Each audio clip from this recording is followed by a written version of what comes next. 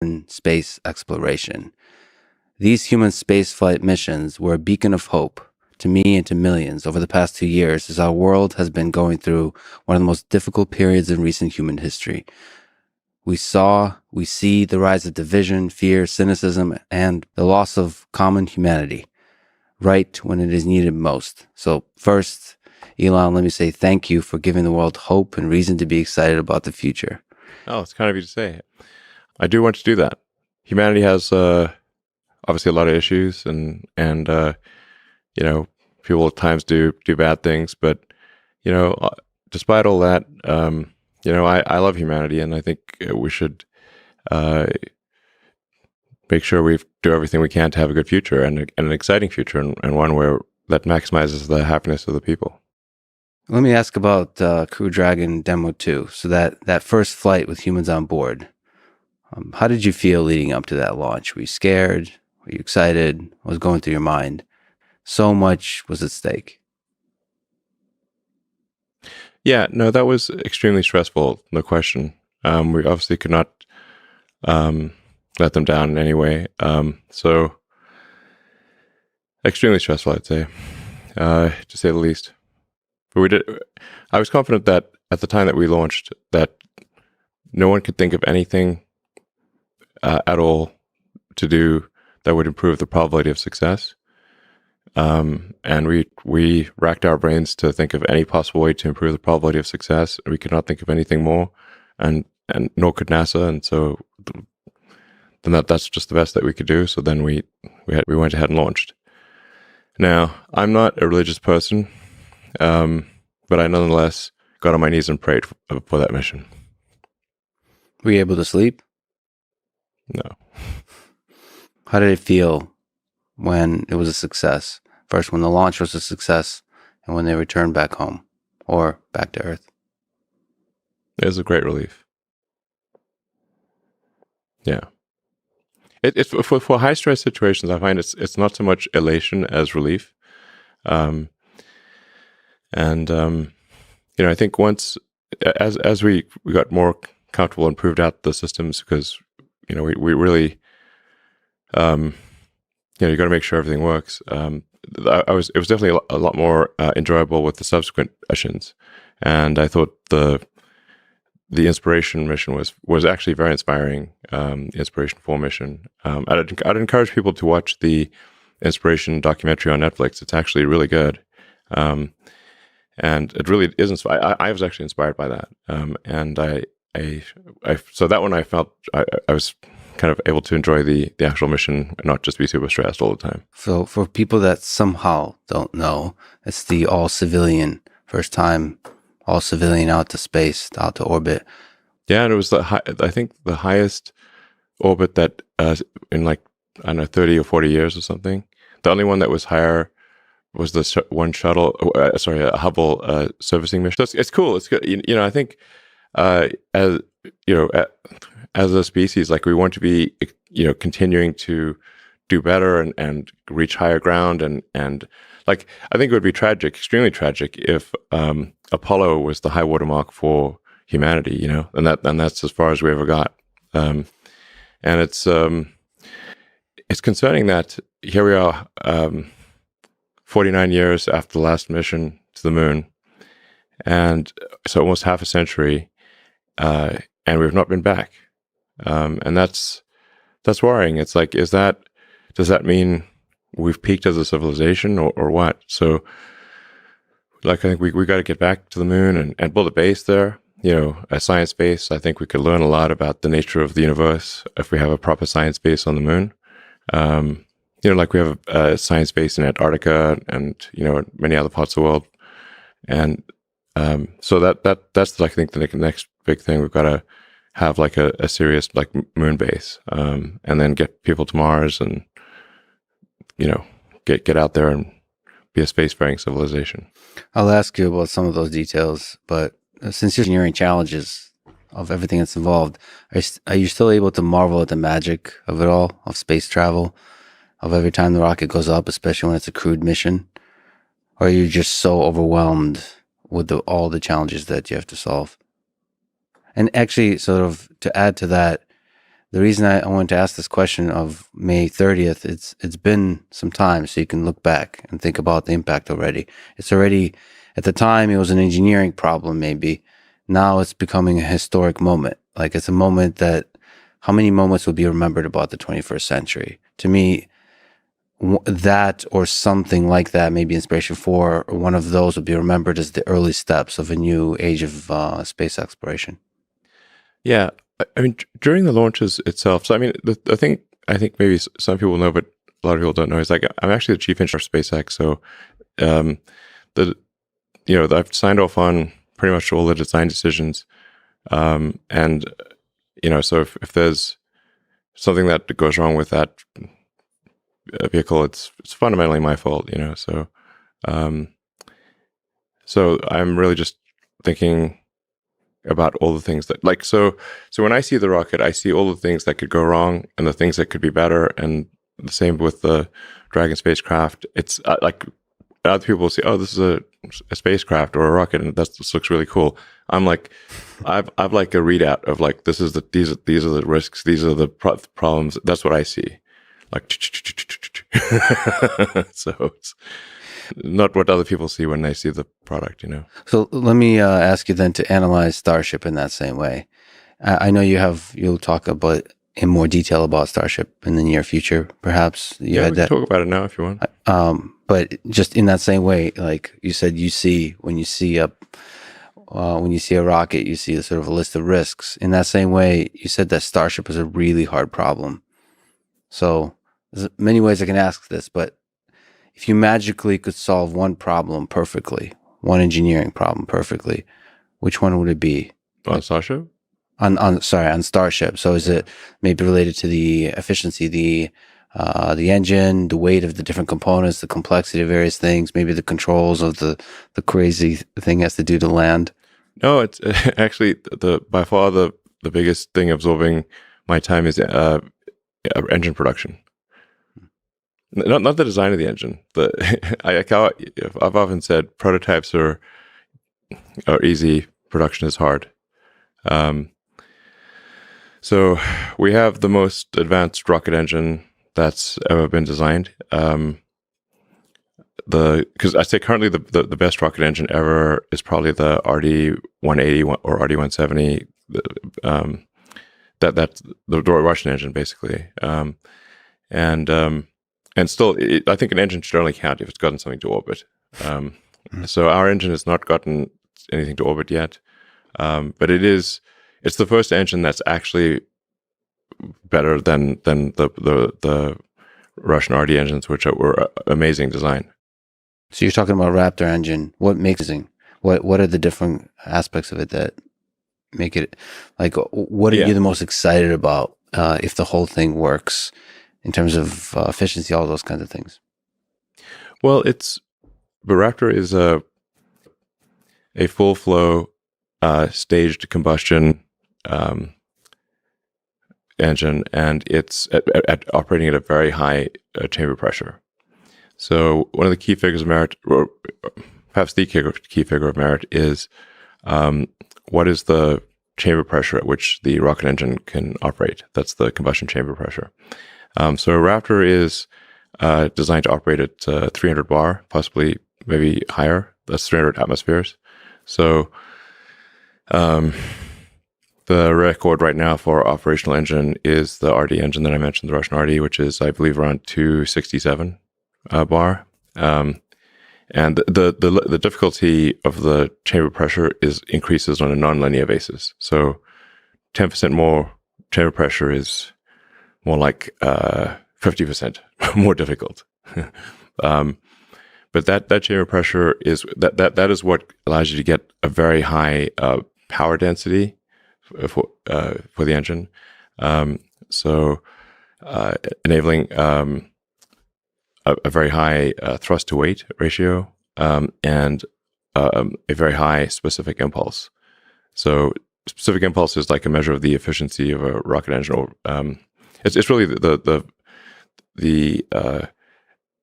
exhaust, the effective exhaust velocity of the gas coming out of the engine.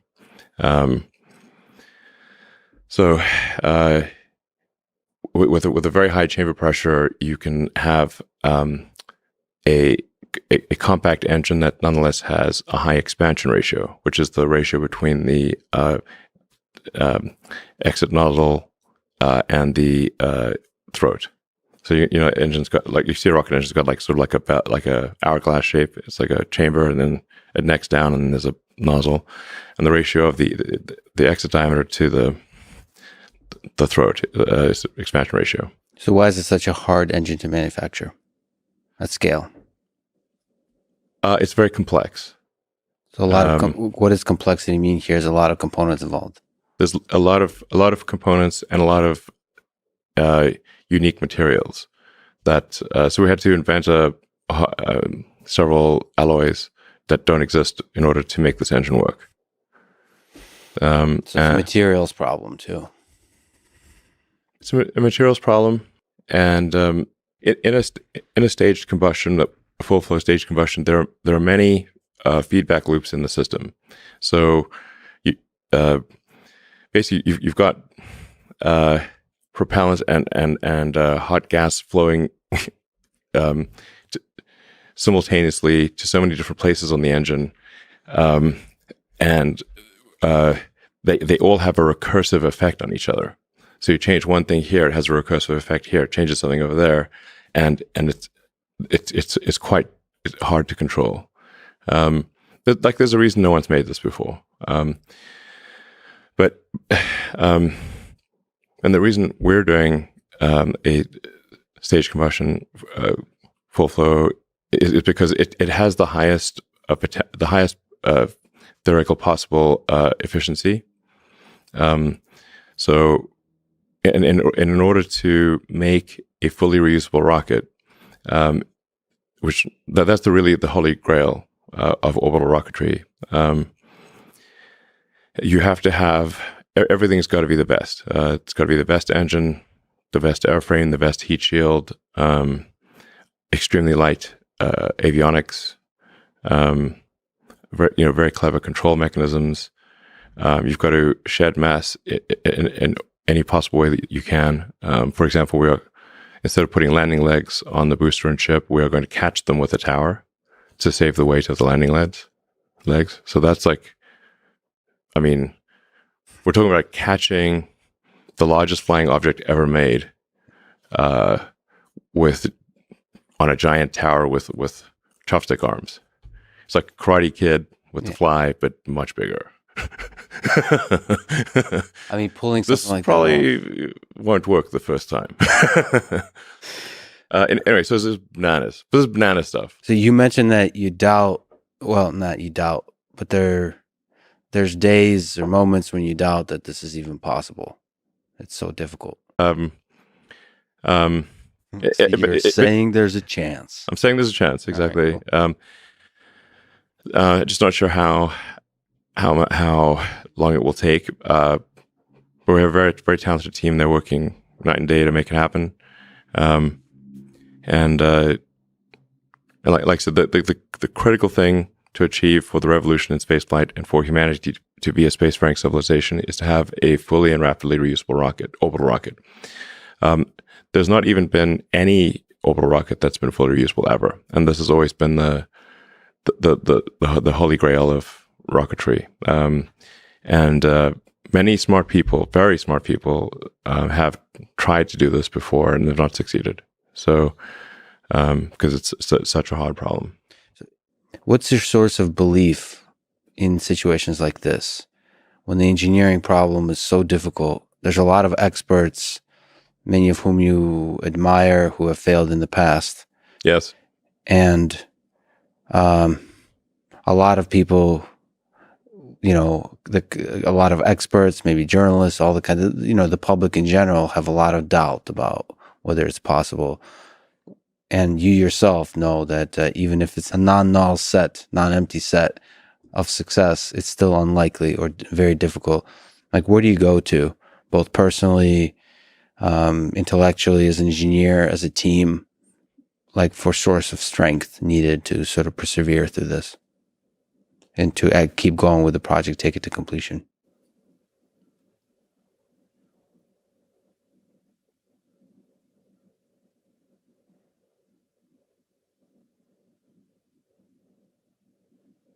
A source of strength. I that's really not how I think about things. Um, I mean, for me, it's simply this. This is something that is important to get done, and we should just keep doing it, or die trying. And I don't need a source of strength. So quitting is not even like. That's not. It's not in my nature. Okay. And I don't care about optimism or pessimism. Fuck that. We're gonna get it done. Gonna get it done. Can you then zoom back in to specific problems with Starship or any engineering problems you work on? Can you try to introspect your particular biological neural network, your thinking process, and describe how you think through problems, the different engineering and design problems? Is there like a systematic process? You've spoken about first principles thinking, but is there kind of process to it? Well, like saying like physics is a law and everything else is a recommendation. Like I've met a lot of people who can break the law, but I haven't met anyone who could break physics. So the first, for any kind of technology problem, you have to sort of just make sure you're not violating physics, and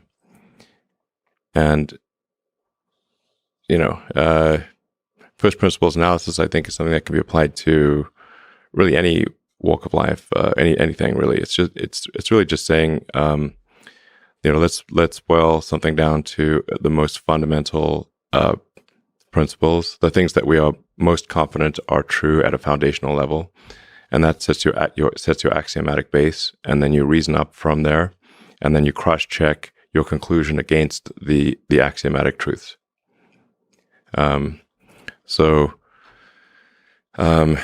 Some basics in physics would be like, are you violating conservation of energy or momentum or something like that? Then it's not going to work.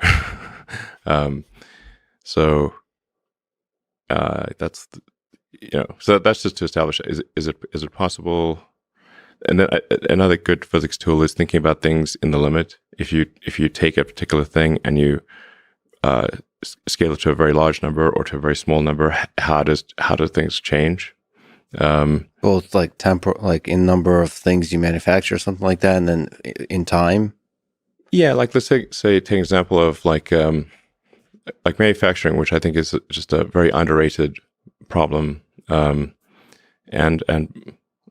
like I said, it's much harder to take an advanced technology product and bring it into volume manufacturing than it is to design it in the first place, by orders of magnitude.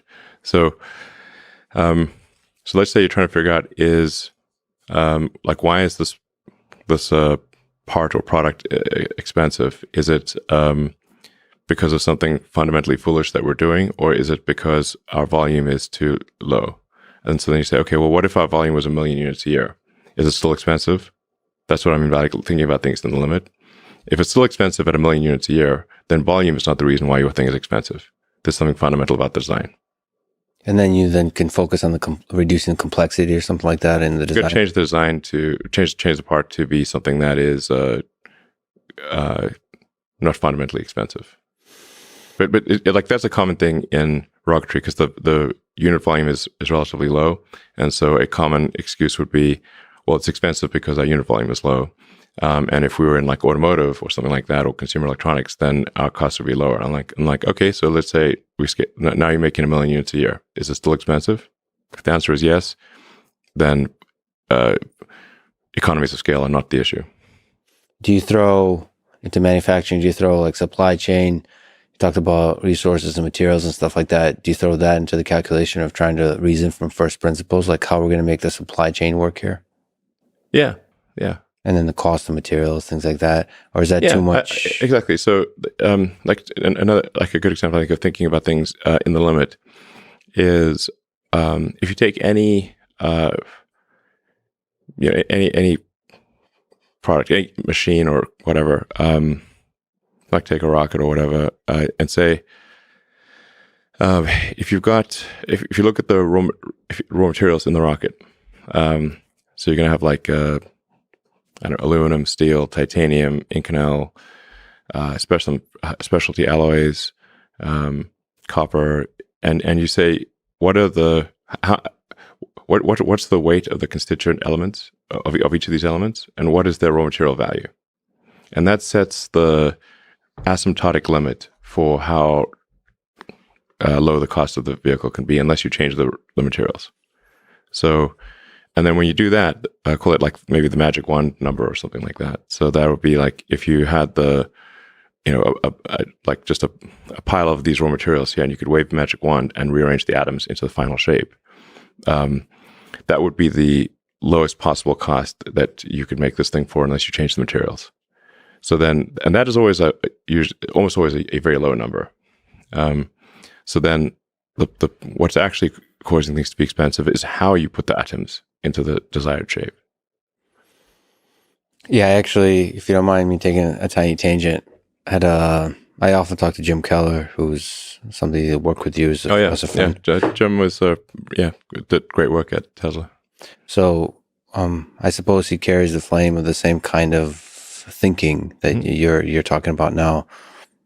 And I guess I see that same thing at Tesla and SpaceX. Folks who work there, they kind of learn this way of thinking, and it kind of becomes obvious almost. But anyway, I had he educated me about how cheap it might be to manufacture a Tesla bot. We had an argument. How can you reduce the cost of scale of producing a robot? Because I gotten a chance to interact quite a bit, obviously in the academic circles with humanoid robots and then Boston Dynamics and stuff like that. And they're very expensive to build. Mm-hmm. And then Jim kind of schooled me on saying like, okay, like this kind of first principles thinking of how can we get the cost of manufacture down. I suppose you do that. You have done that kind of thinking for Tesla bot and for all kinds of complex systems that are traditionally seen as complex. And you say, okay, how can we simplify everything down? Yeah. I mean, I think if you are really good at manufacturing, you can basically at high volume, you can basically make anything for a cost that asymptotically approaches the raw material value of the constituents plus any intellectual property that you need to license. Right. Anything. Right. But it's hard. It's not like that's a very hard thing to do, but it is possible for anything. Anything in volume can be made, like I said, for a cost that asymptotically approaches its raw material constituents plus intellectual property license rights. So what will often happen in trying to design a product is people will start with the tools and parts and methods that they are familiar with, and then try to create a product using their existing tools and methods. The other way to think about it is actually try to imagine the platonic ideal of the perfect product or technology, whatever it might be, and say what is the perfect arrangement of atoms that would be the best possible product. And now let us try to figure out how to get the atoms in that shape. I mean, it sounds it's almost like Rick and Morty absurd until you start to really think about it, and you really should think about it in this way because everything else is kind of if you think you might fall victim to the momentum of the way things were done in the past unless you think in this way. Well, just as a function of inertia, people will want to use the same tools and methods that they are familiar with. That's what they'll do by default. Yeah. And then that will lead to an outcome of things that can be made with those tools and methods, but is unlikely to be the platonic ideal of the perfect product. So that's why it's good to think of things in both directions. So like, what can we build with the tools that we have? But also, what is the theoretical perfect product look like? And that theoretical perfect product is going to be a moving target because as you learn more, the definition for that perfect product will change because you don't actually know what the perfect product is, but you can successfully approximate a more perfect product. So thinking about it like that, and then saying, okay, now what tools, methods, materials, whatever, do we need to create in order to get the atoms in that shape? But people rarely think about it that way. But it's a powerful tool. I should mention that the brilliant Siobhan Zillis is hanging hanging out with us. In case you hear a voice of wisdom from outside, from up above. Mentioned it would be great for science to put a base on the moon to do some research, but the truly big leap, again in this category of seemingly impossible, is to put a human being on Mars. When do you think SpaceX will land a human being on Mars?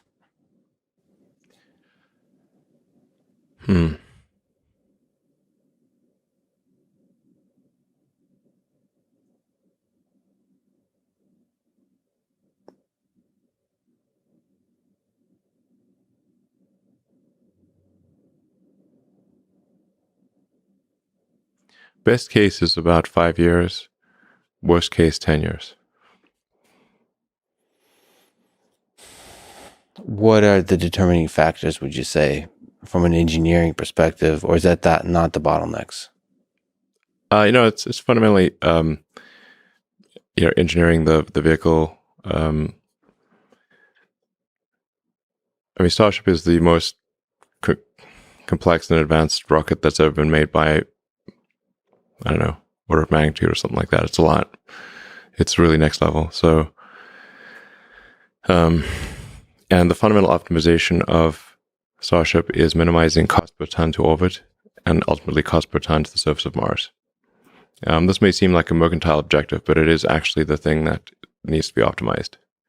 There is a certain cost per ton to the surface of Mars where we can afford to establish a self-sustaining city, and then above that we cannot afford to do it. So right now you couldn't fly to Mars for $1 trillion. No amount of money could get you a ticket to Mars. So we need to get that above, to get that like something that is actually possible at all. But that's we don't just want to have, with Mars flags and footprints and then not come back for a half century like we did with the moon. In order to pass a very important great filter, I think we need to be a multi-planet species. This may sound somewhat esoteric to a lot of people, but eventually, given enough time, that's something the Earth is likely to experience some calamity. That could be something that humans do to themselves, or an external event like happened to the dinosaurs. But eventually, and if none of that happens, and somehow magically we keep going, then the sun is gradually expanding, and will engulf the Earth, and probably Earth gets too hot for life in about 500 million years. It's a long time, but that's only 10% longer than Earth has been around. And so if you think about like the current situation, is really remarkable, and kind of hard to believe, but Earth's been around 4.5 billion years, and this is the first time in 4.5 billion years that it's been possible to extend life beyond Earth. And that window of opportunity may be open for a long time, and I hope it is, but it also may be open for a short time. And we should, I think it was wise for us to act quickly while the window is open, just in case it closes. Yeah, the existence of nuclear weapons, pandemics, all kinds of threats. Yeah, should kind of give us some motivation. I think most likely the future will be good. But there's let's say for argument's sake, a 1% chance per century of a civilization ending event. Like that was Stephen Hawking's estimate. I think he might be right about that. So then, we should basically think of this like being a multi-planet species is like taking out insurance for life itself, like life insurance for life. Wow, so it's turned into an infomercial real quick. Life insurance for life, yes. And we can bring the creatures from plants and animals from Earth to Mars and breathe life into the planet, and have a second planet with life. They can't bring themselves there, so if we don't bring them to Mars, then they will just for sure all die when the sun expands anyway, and then that'll be it. What do you think is the most difficult aspect of building a civilization on Mars, terraforming Mars, like from an engineering perspective, from a financial human perspective, to get a large number of folks there who will never return back to Earth? No, they could certainly return. Some will return back to Earth. They will choose to stay there for the rest of their lives. Yeah, many will. But we need the spaceships back, like you can hop on if you want. It's like, but we can't just not have the spaceships come back. Those things are expensive. We need them back. I'd like to come back and do another trip. I mean, do you think about the terraforming aspect, like actually building? Are you so focused right now on the spaceships part that's so critical to get to Mars? We absolutely. If you can't get there, nothing else matters. Yeah. So, an current cost of let's say 1 ton to the surface. So, because you don't just need the rocket and the launch and everything, you need like heat shield, you need, guidance system, you need deep space communications, you need some kind of landing system. So like rough approximation would be $1 billion per ton to the surface of Mars right now. This is obviously way too expensive to create a self-sustaining civilization. So we need to improve that by at least a factor of 1,000. $1 million per ton? Yes, ideally much less than $1 million a ton. But if it's not, like, it's got to be. You have to say, like, well, how much can society afford to spend or want to spend on a self-sustaining city on Mars? The self-sustaining part is important. Like, it's just the key threshold. The great filter will have been passed when the city on Mars can survive even if the spaceships from Earth stop coming for any reason. It doesn't matter what the reason is, but if they stop coming for any reason, will it die out or will it not? And if there's even one critical ingredient missing, then it still doesn't count. It's like, if you're on a long sea voyage and you've got everything except vitamin C, and it's only a matter of time, you're going to die. So we got to get a Mars city to the point where it's self-sustaining. I'm not sure this will really happen in my lifetime, but I hope to see it at least have a lot of momentum. And then you could say, okay, what is the minimum tonnage necessary to have a self-sustaining city?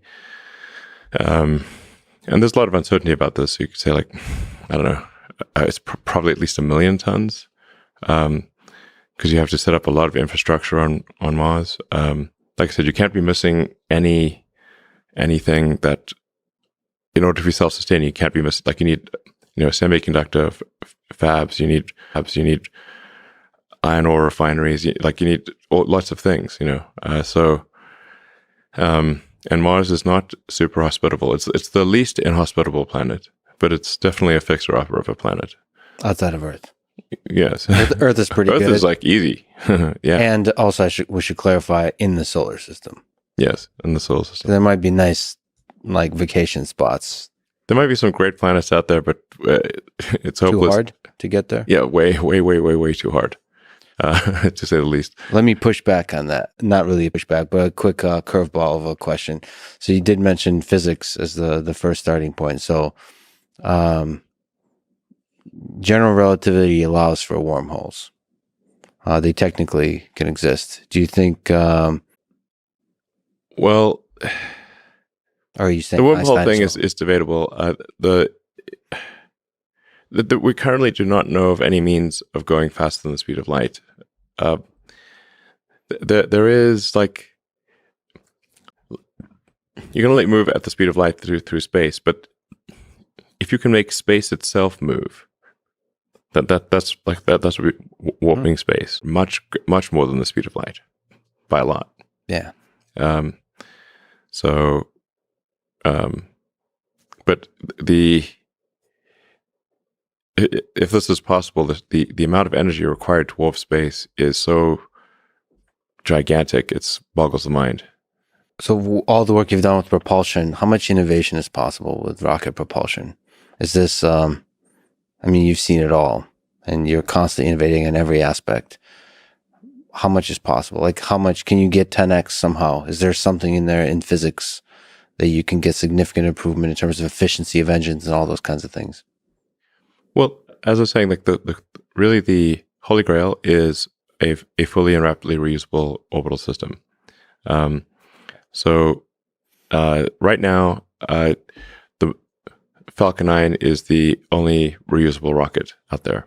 But the booster comes back and lands. I'm sure you've seen the videos, and we get the nose cone or fairing back, but we do not get the upper stage back. So that means that we have a minimum cost of building an upper stage. You can think of like a two-stage rocket of sort of like two airplanes, like a big airplane and a smaller airplane. And we get the big airplane back, but not the smaller airplane. And so it still costs a lot, so that upper stage is, at least $10 million. And then the degree of the booster is not as rapidly and completely reusable as we'd like, nor are the fairings. So, our kind of minimum marginal cost, not counting overhead per flight, is on the order of $15 to $20 million, maybe. So that's extremely good it's by far better than any rocket ever in history. But with full and rapid reusability, we can reduce the cost per ton to orbit by a factor of 100. Just think of it like imagine if you had an aircraft or something, or a car, and if you had to buy a new car every time you went for a drive, it would be very expensive. It'd be silly, frankly. Mm-hmm. But you just refuel the car or recharge the car, and that's makes your trip like I don't know, 1,000 times cheaper. So it's the same for rockets. It's very difficult to make this complex machine that can go to orbit. And so if you cannot reuse it and have to throw even any significant part of it away, that massively increases the cost. So, Starship in theory could do a cost per launch of like $1 million, maybe $2 million or something like that. And put over 100 tons in orbit, which is crazy. Yeah. So that's incredible. So you're saying like it's by far the biggest bang for the buck is to make it fully reusable versus like some kind of brilliant breakthrough in theoretical physics. No. There's no brilliant break. No, there's no. You're going to make the rocket reusable. This is an extremely difficult engineering problem. Got it. But no new physics is required. Just brilliant engineering. Let me ask a slightly philosophical, fun question. Gotta ask. I know you're focused on getting to Mars, but once we're there on Mars, what form of government, economic system, political system do you think would work best for an early civilization of humans? The interesting reason to talk about this stuff, it also helps people dream about the future. I know you're really focused about the short-term engineering dream, but it's like, I don't know, there's something about imagining an actual civilization on Mars that really gives people hope. Well, it would be a new frontier and an opportunity to rethink the whole nature of government, just as was done in the creation of the United States. So, I would suggest having direct democracy, like people vote directly on things, as opposed to representative democracy. So representative democracy, I think, is too subject to special interests and, a coercion of the politicians and that kind of thing. So I'd recommend that there's just direct democracy. People vote on laws. The population votes on laws themselves, and then the laws must be short enough that people can understand them. Yeah, and then like keeping a well-informed populace, like really being transparent about all the information about what they're voting for. Absolute transparency. Yeah, and not make it as annoying as those cookies where you have to accept the cookies. Like always, like there's like always like a slight amount of trepidation when you click accept cookies. Like I feel as though there's like perhaps like a very tiny chance that it'll open a portal to hell or something like that. That's exactly how I feel. Why do they keep wanting me to accept it? What do they want with this cookie? Like somebody got upset with accepting cookies or something somewhere. Who cares? Like, it's so annoying to keep accepting all these cookies. To me, this is just a I'm trying to accept. Yes, you can have my damn cookie. I don't care. Whatever. You heard it from Elon first. He accepts all of your damn cookies. Yeah. And stop asking me. It's annoying. Yeah, it's one example of implementation of a good idea done really horribly. Yeah, it's somebody who's like, there's some good intentions of like privacy or whatever, but now everyone just has to accept cookies, and it's now, you have billions of people who have to keep clicking accept cookie. It's super annoying. And we just accept the damn cookie. It's fine. There is like, I think a fundamental problem that because we've not really had a major, like a world war or something like that in a while, and obviously we'd like to not have world wars. There's not been a cleansing function for rules and regulations. So wars did have, some silver lining in that there would be a reset on rules and regulations after a war. So World Wars I and II, there were huge resets on rules and regulations. Now, if the society does not have a war and there's no cleansing function or garbage collection for rules and regulations, then rules and regulations will accumulate every year because they're immortal. There's no actual humans die, but the laws don't. So we need a garbage collection function for rules and regulations. They should not just be immortal, because some of the rules and regulations that are put in place will be counterproductive. Done with good intentions, but counterproductive. Sometimes not done with good intentions. So if rules and regulations just accumulate every year, and you get more and more of them, then eventually you won't be able to do anything. You're just like Gulliver with, tied down by thousands of little strings. And we see that in, U.S. and like basically all economies that have been around for a while, and regulators and legislators create new rules and regulations every year, but they don't put effort into removing them. And I think that's very important that we put effort into removing rules and regulations.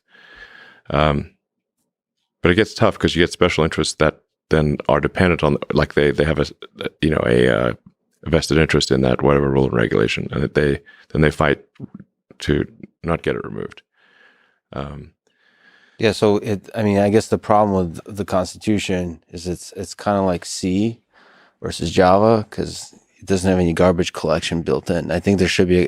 When you first said the metaphor of garbage collection, I loved it. From a coding standpoint. From the coding standpoint, yeah. It would be interesting if the laws themselves kind of had a built-in thing where they kind of die after a while unless somebody explicitly publicly defends them. Yeah. So that's sort of, it's not like somebody has to kill them, they kind of die themselves. They disappear. Yeah. Not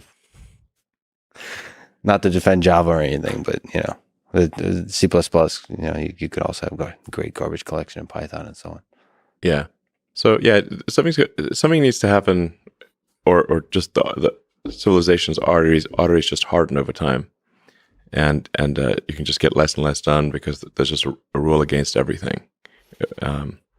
So I think, like, I don't know, for Mars or whatever, I'd say, or even for, obviously for Earth as well, like, I think there should be an active process for removing rules and regulations and questioning their existence. Just, like, if we've got a function for creating rules and regulations, because rules and regulations you can also think of as like, they're like software or lines of code for operating civilization. That's the rules and regulations. So it's not like we shouldn't have rules and regulations, but you have code accumulation, but no code removal. And so it just gets to become basically archaic bloatware after a while. And it's just, it makes it hard for things to progress. So I don't know, maybe Mars, you'd have like any given law must have a sunset, and require active voting to keep it up there, And I actually also say, like, and these are just, I don't know, recommendations or thoughts, and ultimately it will be up to the people on Mars to decide. But I think it should be easier to remove a law than to add one because of just to overcome the inertia of laws.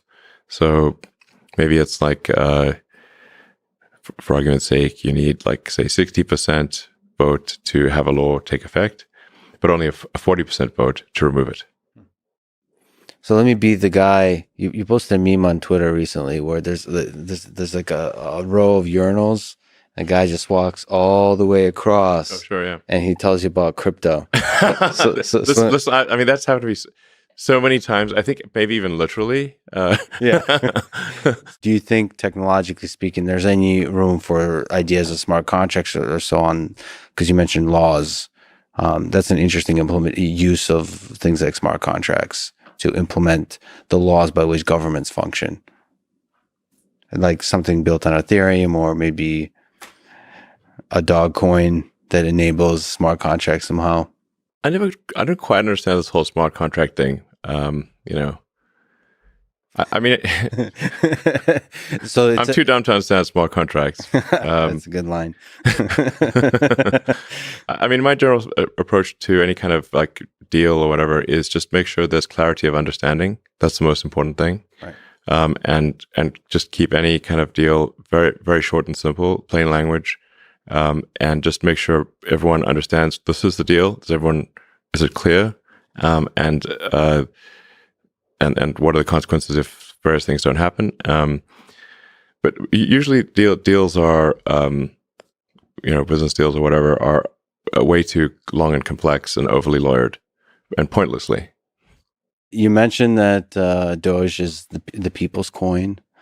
Yeah. And you said that you were literally SpaceX may consider literally putting a Doge coin on the moon.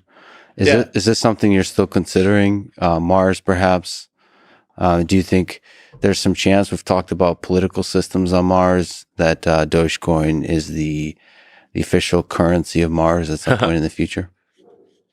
Well, I think Mars itself will need to have a different currency because you can't synchronize due to speed of light. Or not easily. So it must be completely standalone from Earth. Well, yeah, because the Mars is at closest approach, it's 4 light minutes away roughly, and then at furthest approach, it's roughly 20 light minutes away, maybe a little more. So you can't really have something synchronizing. If you've got a 20-minute speed of light issue, if it's got a 1-minute blockchain, it's not going to synchronize properly. So Mars would. I don't know if Mars would have a cryptocurrency as a thing, but probably seems likely. But it would be some kind of localized thing on Mars. And you let the people decide. Yeah, absolutely. The future of Mars should be up to the Martians.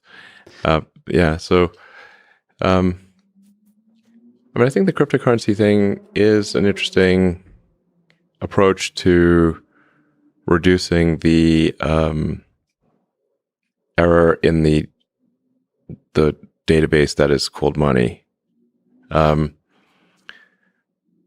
think I have a pretty deep understanding of what money actually is on a practical day-to-day basis because of PayPal.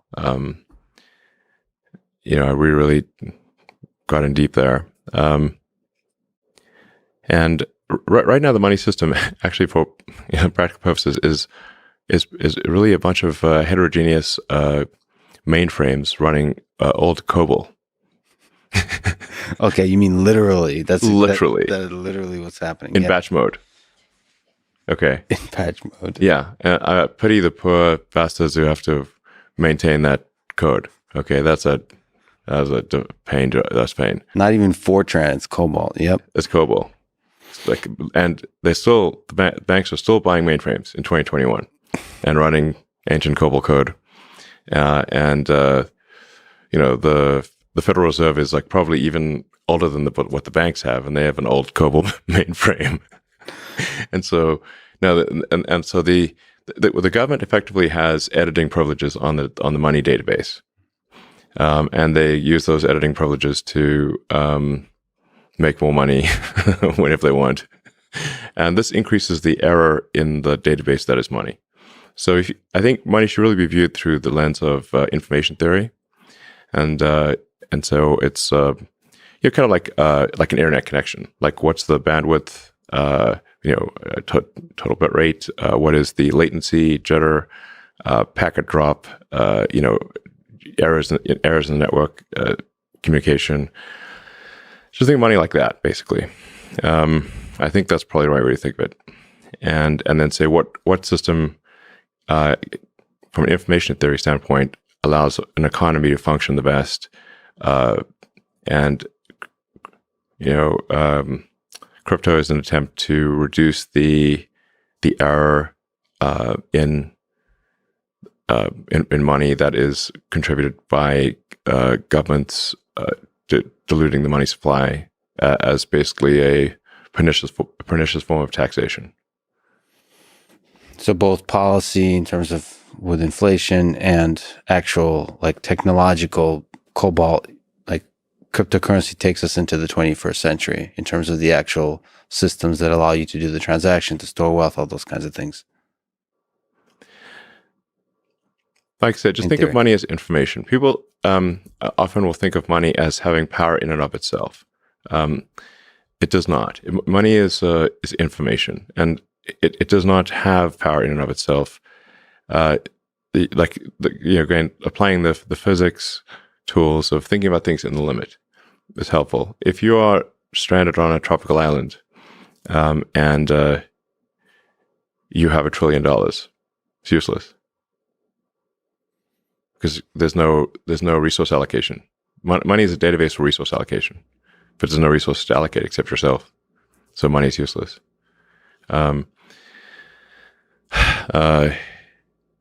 If you're stranded on a desert island with no food, all the Bitcoin in the world will not stop you from starving.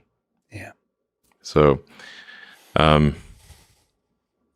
like just think of money as a database for resource allocation across time and space, and then what system it is, in what form should that database or data system, what would be most effective?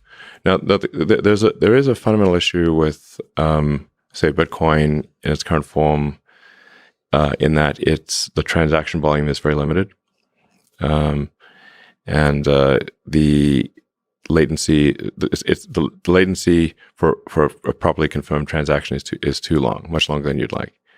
So it's actually not great from a transaction volume standpoint or a latency standpoint. So it is perhaps useful as to solve an aspect of the money database problem, which is this sort of store of wealth or an accounting of relative obligations, I suppose. But it is not useful as a currency, as a day-to-day currency. But people have proposed different technological solutions, like Lightning. Lightning Network and the layer 2 technologies on top of that. I mean, it seems to be all kind of a trade-off, but the point is, it's kind of brilliant to say that just think about information, think about what kind of database, what kind of infrastructure enables that exchange of information. You're operating an economy, and you need to have something that allows for the to have efficient value ratios between products and services. So you've got this massive number of products and services, and you can't just barter. It's like that would be extremely unwieldy. So you need something that gives you a ratio of exchange between goods and services, and then something that allows you to shift obligations across time, like debt and equity, shift obligations across time. Then what does the best job of that?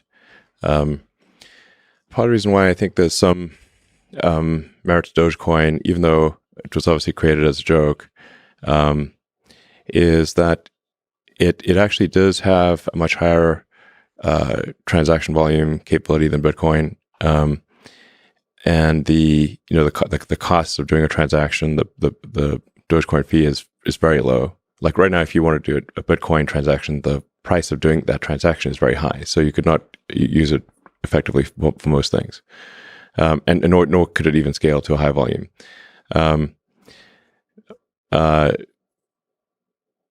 and when Bitcoin was, started, I guess around 2008 or something like that, the internet connections were much worse than they are today, like order of magnitude.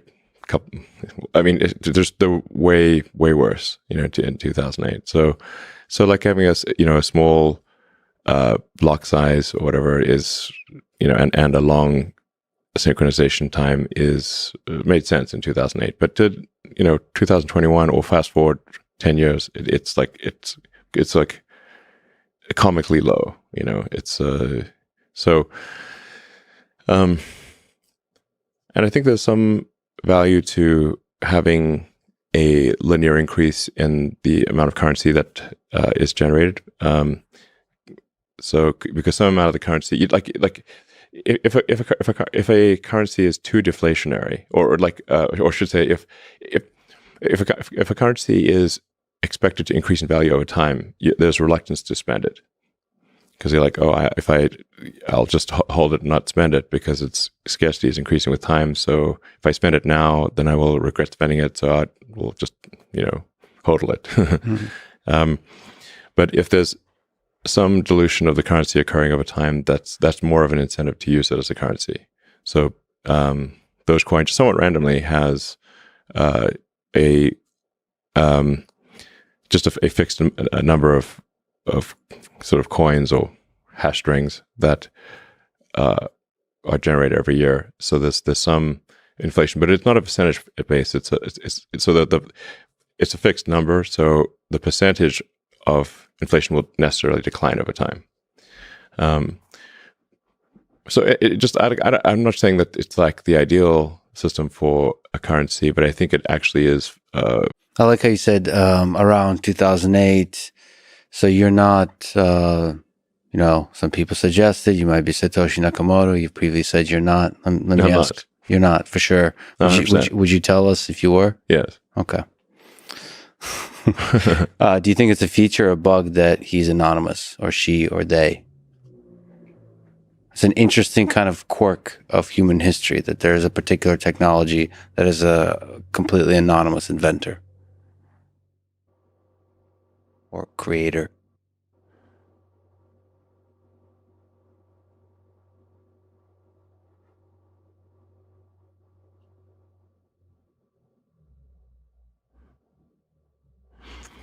Well, I mean, you can look at the evolution of ideas before the launch of Bitcoin and see who wrote,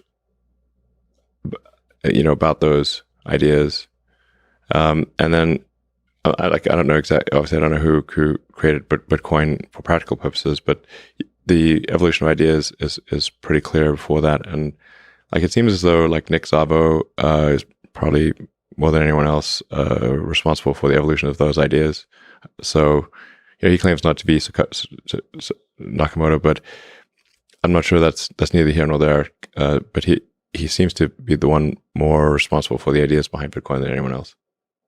So it's not perhaps singular figures aren't even as important as the figures involved in the evolution of ideas that led to a thing. So yeah, it's perhaps it's sad to think about history, but maybe most names will be forgotten anyway.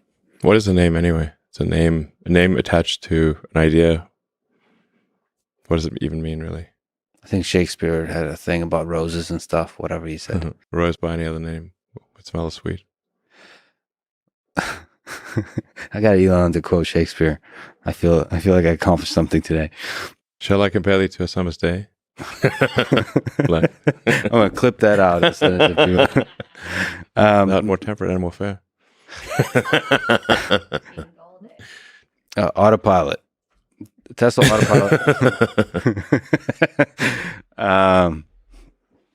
Tesla Autopilot has been through an incredible journey over the past 6 years, or perhaps even longer in your mind, in the minds of many involved. I think that's where we first connected. Really, was the autopilot stuff, autonomy, and the whole journey was incredible to me to watch. I was because I knew. Well, part of it is I was at MIT, and I knew the difficulty of computer vision. Yeah. And I knew I had a lot of colleagues and friends about the DARPA challenge. I knew how difficult it is. Mm-hmm. And so there was a natural skepticism. When I first drove a Tesla with the initial system based on Mobileye, Yeah. I thought there's no way. So first, when I got in, I thought there's no way this car could maintain, like stay in the lane and create a comfortable experience. So my intuition initially was that the lane keeping problem is way too difficult to solve. Oh, lane keeping, yeah, that's relatively easy. No, Yeah. but not this, but solve in the way that we talked about previous is prototype versus a thing that actually creates a pleasant experience over hundreds of thousands of miles Sure. or millions. So I mean, I was proven wrong. we had to pretty wrap quickly. a lot of code around the Mobileye thing. It Yes. didn't just work by itself. Yes, I mean that's part of the story of how you approach things. Sometimes you do things from scratch. Sometimes at first you kind of see what's out there, and then you decide to do from scratch. That was one of the boldest decisions I've seen, is both on the hardware and the software, to decide to eventually go from scratch. I thought, again, I was skeptical of whether that's going to be able to Sure. work out, because it's such a difficult problem. And so it was an incredible journey. What I see now with everything, the hardware, the compute, the sensors, the things I maybe care and love about most is the stuff that Andre Karpathy is leading with the data set selection, the whole data engine process, the neural network architectures, the way that's in the real world that network is tested, validated, all the different test sets, versus the ImageNet model of computer vision, like what's in academia is like real world artificial intelligence. Yeah. So, And Andre's awesome and obviously plays an important role, but we have a lot of really talented people driving things. So, Ashok is actually the head of autopilot engineering. Andre's sort of director of AI stuff. Yeah. So I'm aware that there's an incredible team of just a lot going on. Yeah, just obviously people will give me too much credit, and they'll give Andre too much credit. So, and people should realize how much is going on under the hood. It's just a lot of really talented people. The Tesla Autopilot AI team is extremely talented. It's like some of the smartest people in the world. So yeah, we're getting it done. What are some insights you've gained over those 5-6 years of autopilot about the problem of autonomous driving?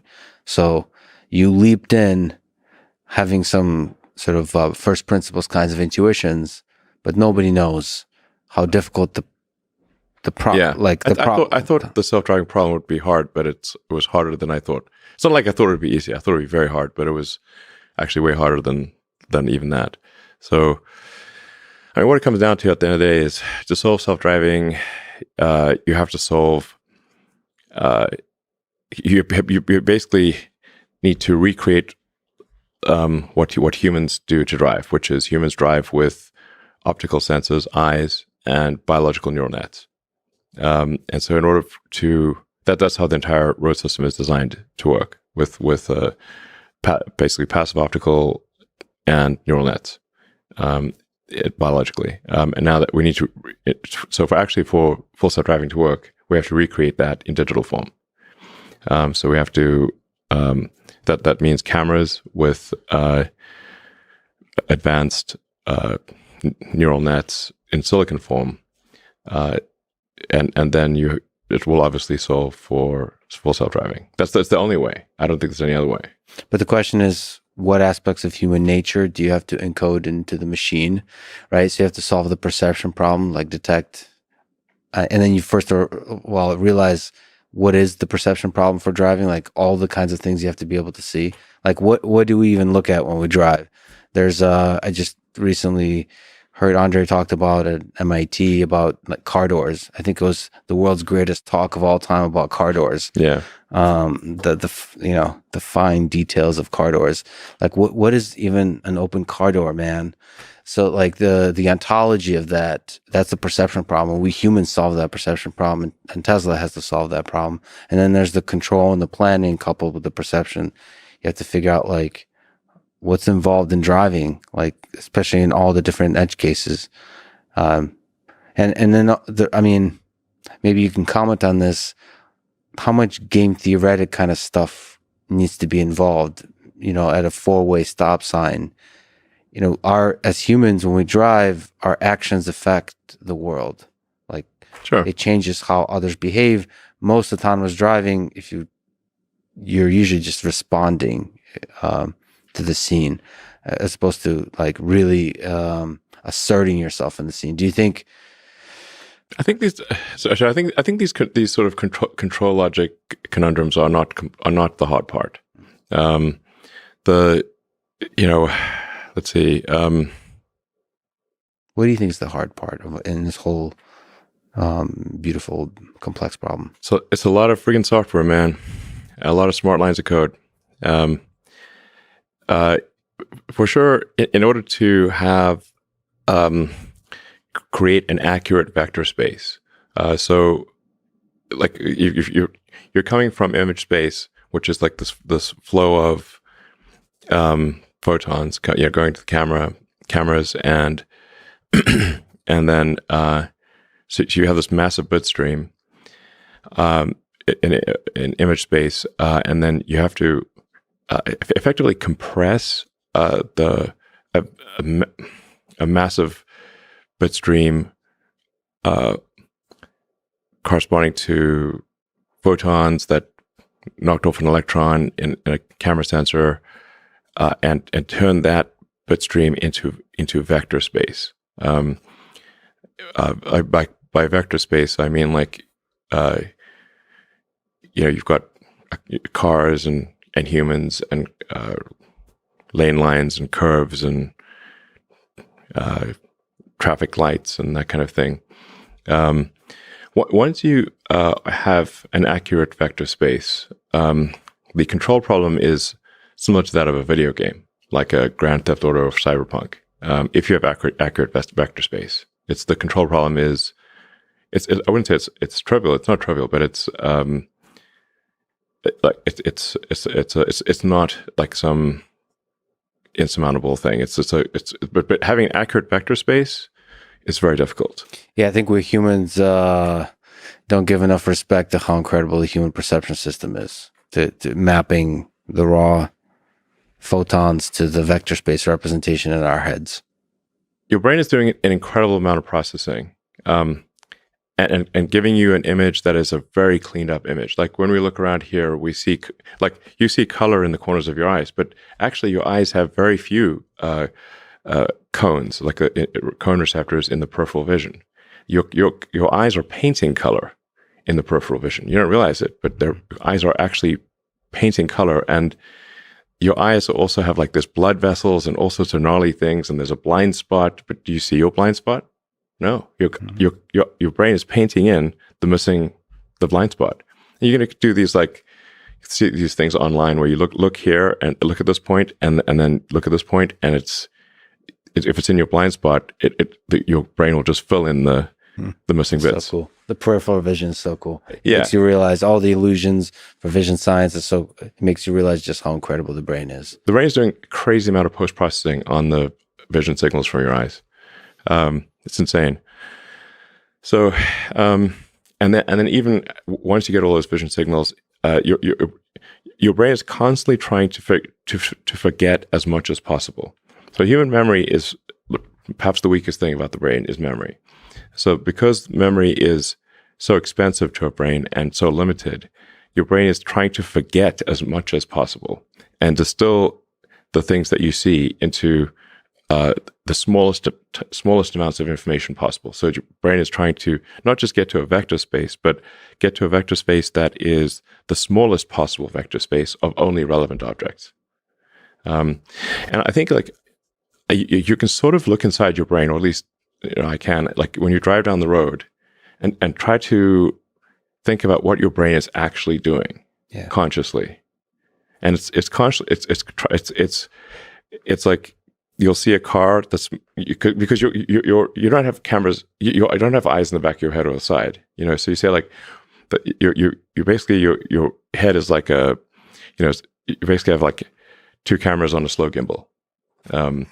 And what's your and eyesight's not that great. Okay, human eyes are, and people are constantly distracted and thinking about things and texting and doing all sorts of things they shouldn't do in a car, changing the radio station. So having arguments, is like, so then like say like when's the last time you looked right and left and and rearward, or even diagonally, forward, to actually refresh your vector space. So you're glancing around, and what your mind is doing is trying to distill the relevant vectors, basically objects with a position and motion, and then editing that down to the least amount that's necessary for you to drive. It does seem to be able to edit it down or compress it even further into things like concepts. So it's like it goes beyond, the human mind seems to go sometimes beyond vector space to sort of space of concepts, to where you'll see a thing, it's no longer represented spatially somehow. It's almost like a concept that you should be aware of. Like if this is a school zone, you'll remember that as a concept, which is a weird thing to represent. But perhaps for driving, you don't need to fully represent those things, or maybe you get those kind of indirectly. You need to like establish vector space, and then actually have predictions for those vector spaces. So like like if like you drive past say a bus, and you see that there's people. Before you drove past the bus, you saw people crossing, just imagine there's like a large truck or something blocking sight. But before you came up to the truck, you saw that there were some kids about to cross the road in front of the truck. Now you can no longer see the kids, but you need to be able. But you would now know, okay, those kids are probably going to pass by the truck and cross the road, even though you cannot see them. So you have to have memory. You need to remember that there were kids there, and you need to have some forward prediction of what their position will be. It's a really hard at problem. The time of relevance. So with occlusions and computer vision, when you can't see an object anymore, even when it just walks behind a tree and reappears, that's a really, really, I mean, at least in academic literature, it's tracking through occlusions. It's very difficult. Yeah, we're doing it. I understand this. Yeah. So some of it's like object permanence. Like the same thing happens with the humans with neural nets. Like when like a toddler grows up, like there's a point in time where they have a sense of object permanence. So before a certain age, if you have a ball or a toy or whatever, and you put it behind your back and you pop it out, if they don't, before they have object permanence, it's like a new thing every time. It's like, whoa, this toy went poof, disappeared, and now it's back again, and they can't believe it. And that they can play peekaboo all day long because the peekaboo is fresh every time.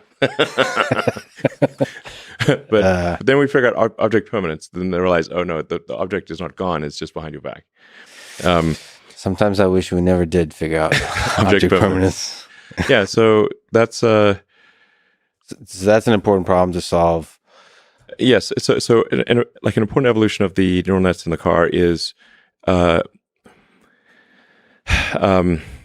memory across both time and space. Now you can't remember, like you have to say, like, how long do you want to remember things for? And there's a cost to remembering things for a long time. So you like run out of memory if you try to remember too much for too long.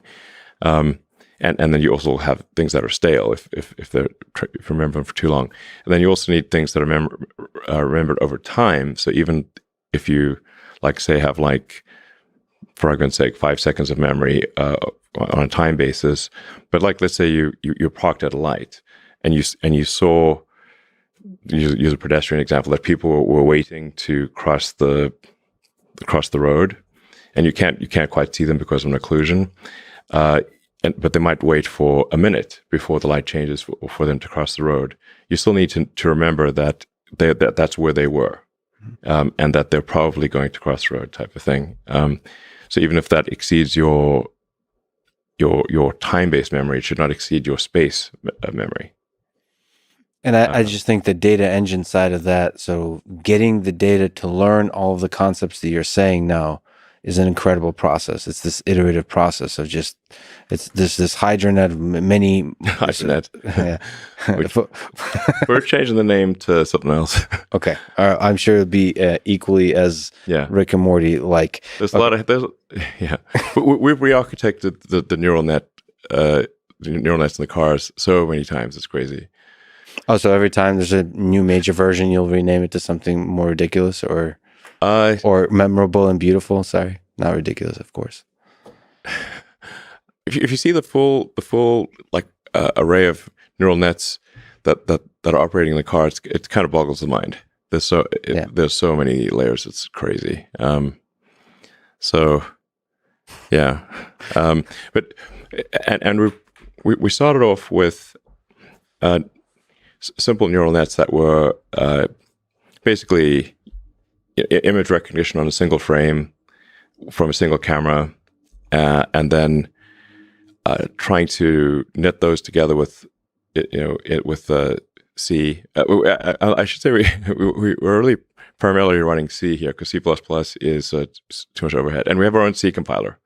So to get maximum performance, we actually wrote our own C compiler and are continuing to optimize our C compiler for maximum efficiency. In fact, we've just recently done a new rev on a C compiler that'll compile directly to our autopilot hardware. So you want to compile the whole thing down and with your own compiler. Yeah. Like, so efficiency absolutely. Here, because there's all kinds of compute. There's CPU, GPU, there's like ASIC types of things.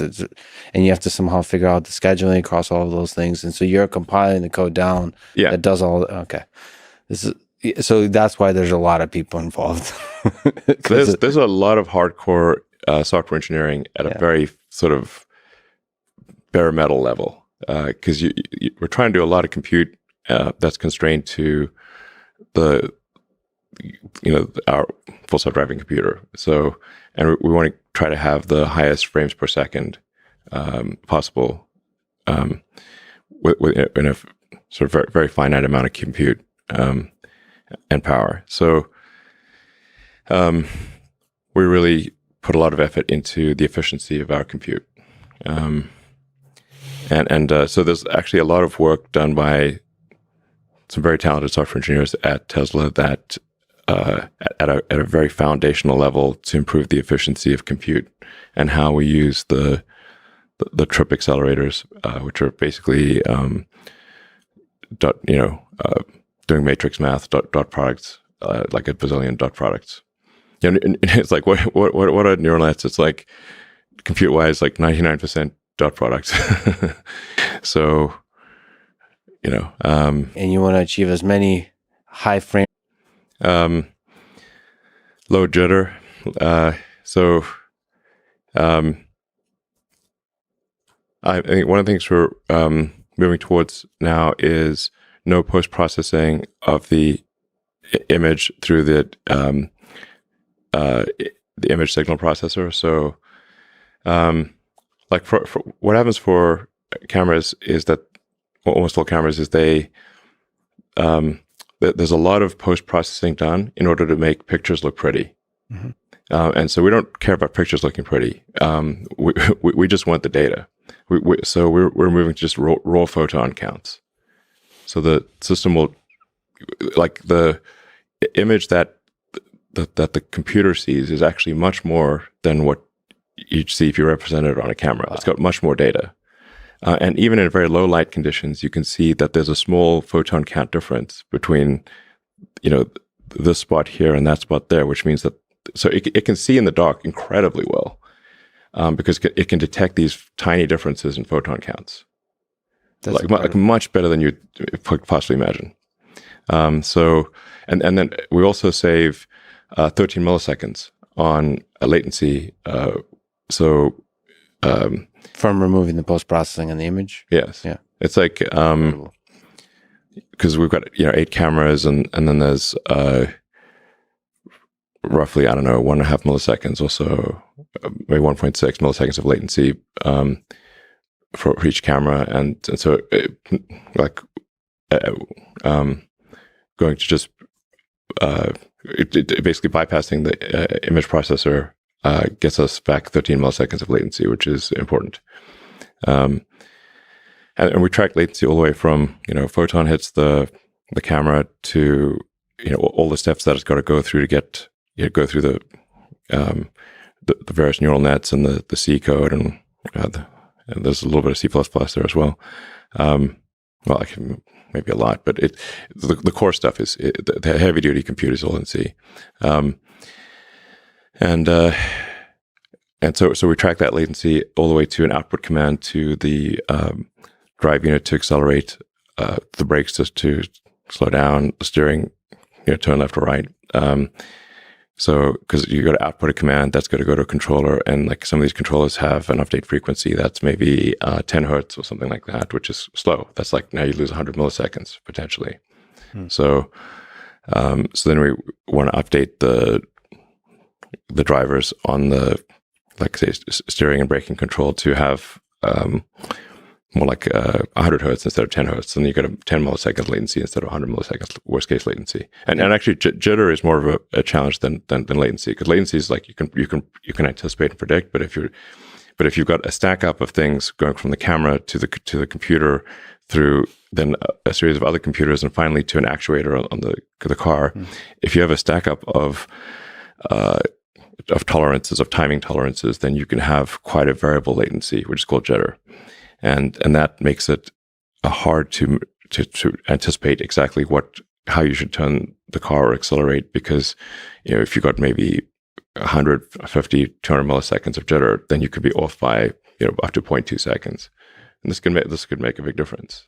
So you have to interpolate somehow to deal with the effects of jitter, so that you can make like robust control decisions. You have to, so the jitter is in the sensor information, or the jitter can occur at any stage in the pipeline. You can, if you have fixed latency, you can anticipate, and like say, okay, we know that our information is, for argument's sake, 150 milliseconds stale. Okay. Like so, for 150, for argument's sake, 150 milliseconds from photon taking camera to where you can measure a change in the acceleration of the vehicle. So then you can say, okay, well, we're going to, we know it's 150 milliseconds, so we're going to take that into account and compensate for that latency. However, if you've got then 150 milliseconds of latency plus 100 milliseconds of jitter, which could be anywhere from 0 to 100 milliseconds on top. So then your latency could be from 150 to 250 milliseconds. Now you've got 100 milliseconds that you don't know what to do with. And that's basically random. So getting rid of jitter is extremely important. And that affects your control decisions and all those kinds of things. Okay. Yeah, the car is just going to fundamentally maneuver better with lower jitter. Got it. And the cars will maneuver with superhuman ability and reaction time much faster than a human. I mean, I think over time, the autopilot, full self-driving will be capable of maneuvers that, are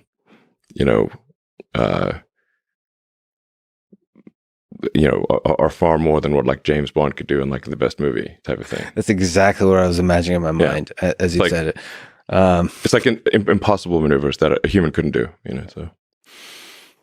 Well, let me ask, sort of looking back at the 6 years, looking out into the future, based on your current understanding, how hard do you think this full self-driving problem? When do you think Tesla will solve level 4 FSD?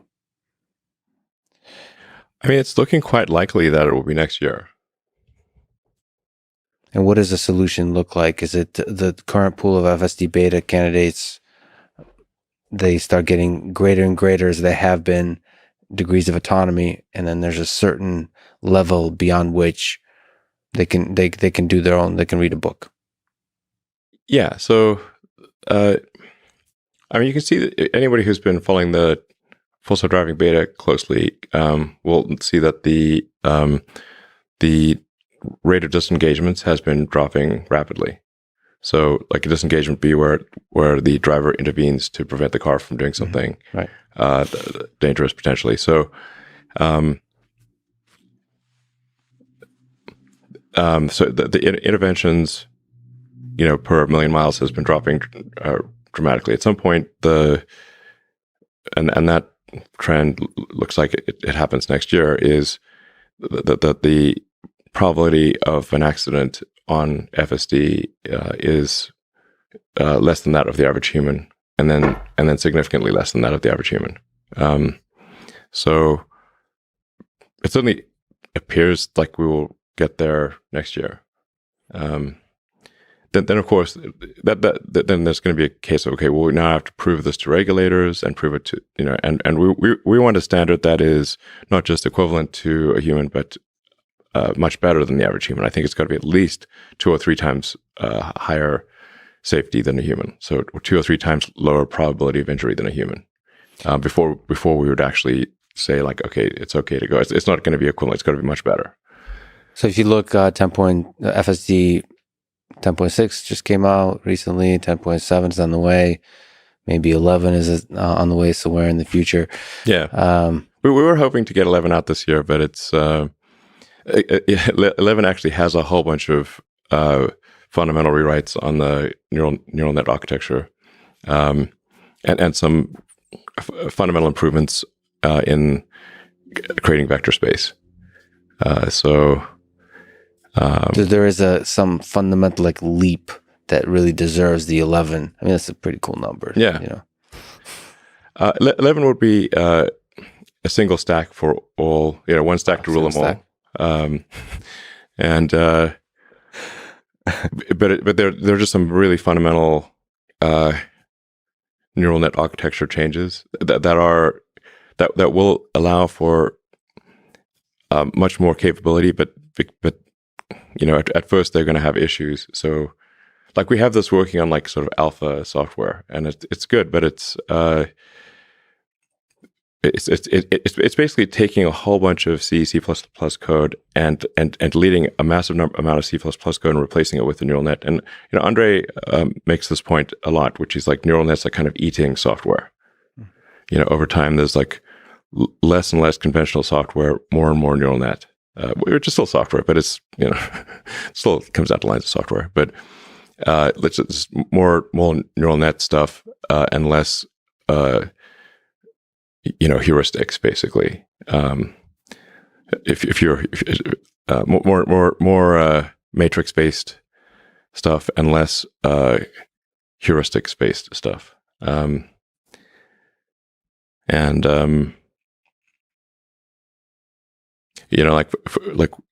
one of the big changes will be right now the neural nets will deliver a giant bag of points to the C++ or C and C++ code. Yeah. We call it the giant bag of points. Yeah. And it's so you got a pixel and something associated with that pixel. Like, this pixel is probably car. This pixel is probably lane line.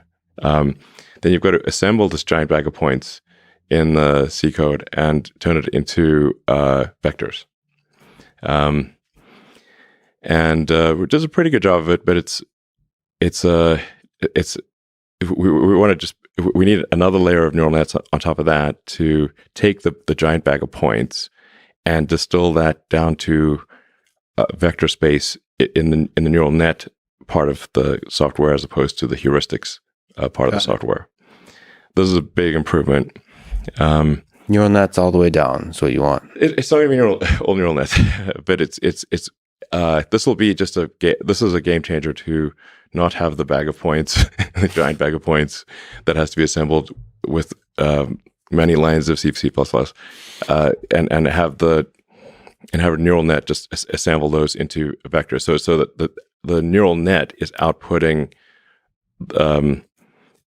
much less data. It's outputting this is a lane line, this is a curb, this is drivable space, this is a car, this is a pedestrian or a cyclist or something like that. It's outputting it's really outputting proper vectors to the C control code, as opposed to the sort of constructing the vectors in C, which we've done, I think, quite a good job of. But we're kind of hitting a local maximum on how well the C can do this. So this is really a big deal, and just all of the networks in the car need to move to surround video. There's still some legacy networks that are not surround video, and all of the training needs to move to surround video, and the efficiency of the training needs to get better, and it is. And then we need to move everything to raw photon counts as opposed to processed images. Okay, so which is quite a big reset on the training, because the system's trained on post-processed images. So we need to redo all the training to train against the raw photon counts instead of the post-processed image. So ultimately, it's kind of reducing the complexity of the whole thing. So reducing lines of code will actually go lower. Yeah, that's fascinating. So you're doing fusion of all the sensors, so reducing the complexity of having to deal with each fusion sensor. Of the cameras is not cameras, really. Right. Yes. Yeah. Same with humans. Well, I guess we got ears too. Okay. Yeah. We'll actually need to incorporate sound as well, because you need to like listen for ambulance sirens, right, or fire trucks. Or if somebody like yelling at you or something. I don't know. Just there's a little bit of audio that needs to be incorporated as well. Do you need a quick bathroom break? Yeah, let's take a break. Okay.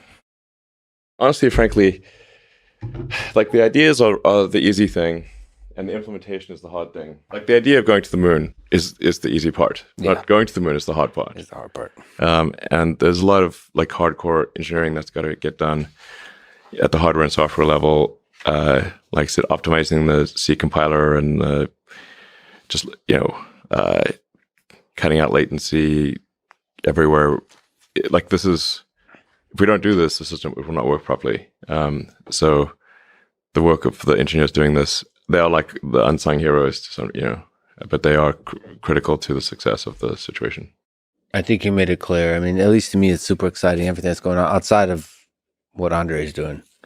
Yeah, just the whole infrastructure, the software. I mean, everything is going on with data engine, whatever it's called. The whole process is just a work of art to me. The sheer scale of it is boggles the mind. Like the training, the amount of work done with like we've written all this custom software for training and labeling, and to do auto labeling. Auto labeling is essential, because especially when you've got like surround video, it's very difficult to like label surround video from scratch is extremely difficult. It like take a human such a long time to even label one video clip, like several hours. Or the auto labeler, basically we just apply a heavy duty, like a lot of compute to the video clips, to pre-assign and guess what all the things are that are going on in the surround video. And then there's like correcting it. Yeah, and then all the human has to do is like tweet, like say this, adjust what is incorrect. Yeah. This is like increases productivity by effect 100 or more. Yeah. So you've presented Tesla Bot as primarily useful in the factory. First of all, I think humanoid robots are incredible. From a fan of robotics, I think the elegance of movement that humanoid robots, the bipedal robots show are just so cool. So it's really interesting that you're working on this and also talking about applying the same kind of all the ideas of some of which we've talked about with data engine, all the things that we're talking about with Tesla Autopilot, just transferring that over to just yet another robotics problem. I have to ask, since I care about human-robot interaction, so the human side of that. So you've talked about mostly in the factory. Do you see it also? Do you see part of this problem that Tesla Bot has to solve is interacting with humans and potentially having a place like in the home? So interacting, not just not replacing labor, but also like, I don't know, being a friend or an assistant or something like that. I think the possibilities are, endless. Yeah, I mean, it's obviously like it's not quite in Tesla's primary mission direction of accelerating sustainable energy, but it is an extremely useful thing that we can do for the world, which is to make a useful humanoid robot that is capable of interacting with the world and helping in many different ways.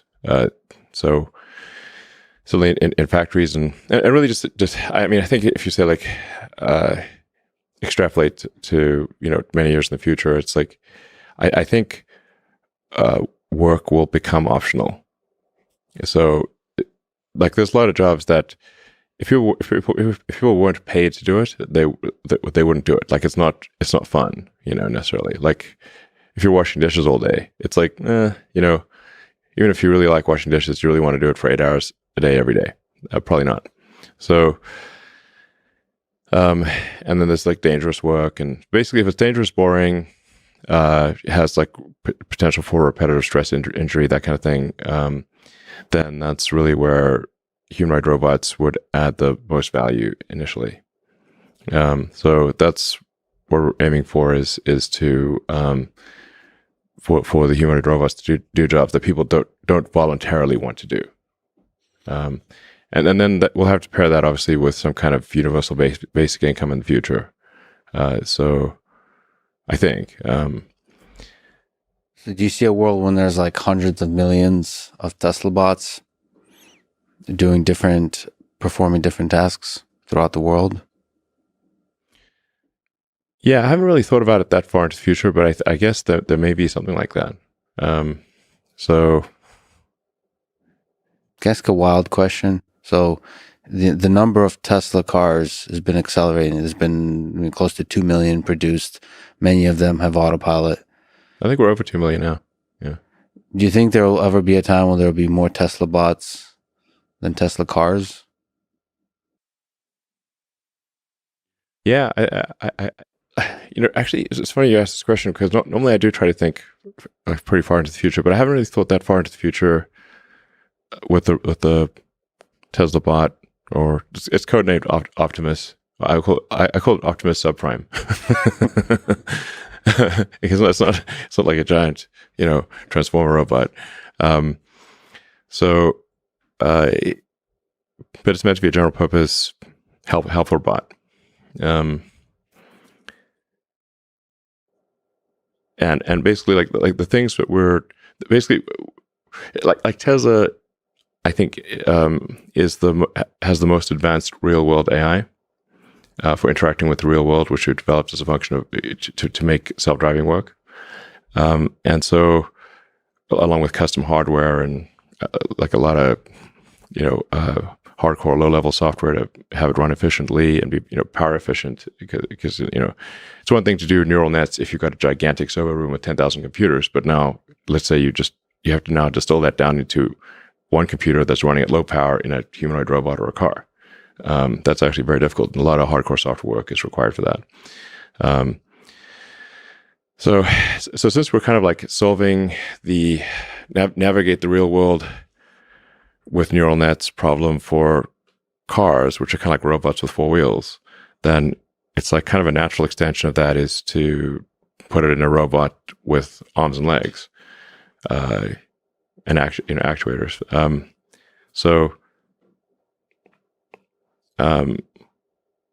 Like the two like hard things are like you basically need to have the robot be intelligent enough to interact in a sensible way with the environment. So you need real world AI, and you need to be very good at manufacturing, which is a very hard problem. Tesla is very good at manufacturing, and also has the real world AI. So making the humanoid robot work is basically means developing custom motors and sensors that are different from what a car would use. But we have I think we have the best expertise in developing advanced electric motors and power electronics. So it just has to be for a humanoid robot application, not a car. Still, you do talk about love sometimes. So let me ask, this isn't like for like sex robots or something like that. I love